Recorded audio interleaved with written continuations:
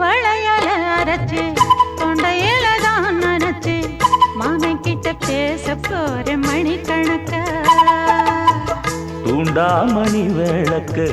தூண்டி விட்டு எரிய வச்சு ஓ முகத்தை பார்க்க போற நாள் கணக்கா